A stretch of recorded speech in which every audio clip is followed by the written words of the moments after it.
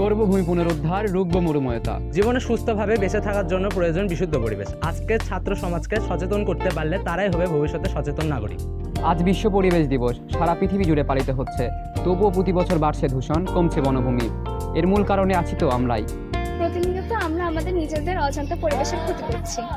বনভূমি উজাড় করে তৈরি করছি দালান বাড়ি, প্লাস্টিক ব্যবহার করে করছি পরিবেশ দূষণ, যেখানে সেখানে ফেলছি ময়লা, তো যানবাহন করছে পরিবেশ দূষণ। আপনার ছোট্ট একটি প্রচেষ্টা বাঁচাতে পারে শত মানুষের চেষ্টা।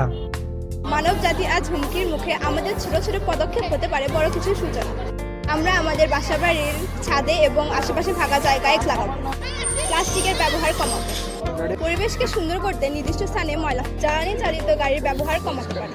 যদি তোমার পরিবেশ পরিষ্কার করতে না পারো, তাহলে নোংরা করো না, সমাধানের অংশ হও, পরিবেশ দূষণের নয়। আজ এই বিশ্ব পরিবেশ দিবসে করি প্রতিজ্ঞা, সবাই মিলে পরিবেশকে করব রক্ষা। শুধুমাত্র প্রতিজ্ঞা করলে তো আর হবে না, তা বাস্তবে রূপান্তর করতে হবে। তার জন্য আমাদের যুব সদস্যরা তাদের বাসার ছাদের, বারান্দায় ও আঙিনায় রোপণ করেছে গাছ। চলুন দেখে আসি তার কিছু স্থির চিত্র।